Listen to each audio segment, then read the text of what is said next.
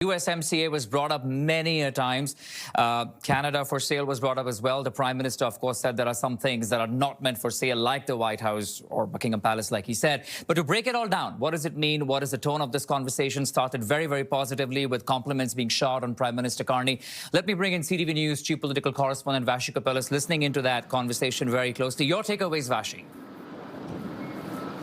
I think for me, the singular most significant moment in that was the Prime Minister's response to questions around our sovereignty and whether or not we would become the 51st state. There was a moment near the beginning where he referenced real estate, right? Because at one point Trump had talked about how he's, an expert in real estate, and in reference to the possibility of making us making us the 51st state or annexing us.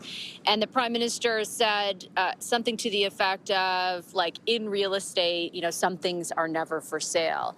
And Canadians, as the owners of Canada, do not want to put Canada up for sale.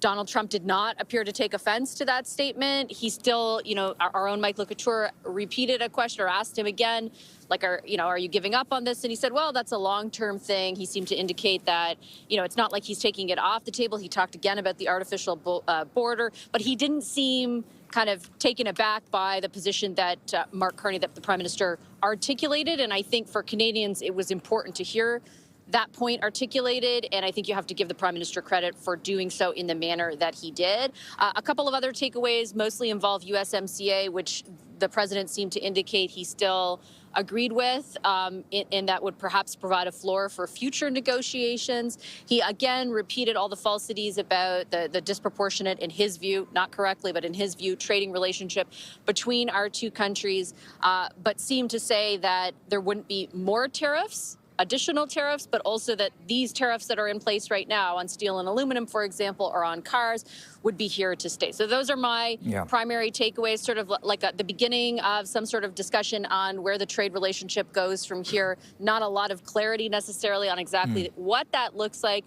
But the big moment, I think the one that we will be talking about for months, perhaps years to come, was the moment in which the Prime Minister articulated that Canada is not for sale directly to the President. Indeed, indeed. He said that, and he said Canadians really own Canada, and the way he pushed back, saying that some real estate is not for sale. But talking about what industry insiders are watching very closely here from Canada, Vassy, especially steel and aluminum. While there was discussion about cars and energy, the President once again reiterating and saying that we don't need their cars, we don't need their steel, we don't need their aluminum. And at the same time talking about USMCA, saying that, it's a good deal. It's a deal, he said, that has benefited nations. He said we may be revisiting it, we will renegotiate it. So a lot of maybes, ifs and buts on how he plans to move forward. But at least by the looks of it, Vassy, it seemed like a positive beginning where it all started with a lot of compliments being showered on Prime Minister Carney. Of course, we have to see where all of this discussion goes, looking at the delegations on both the sides.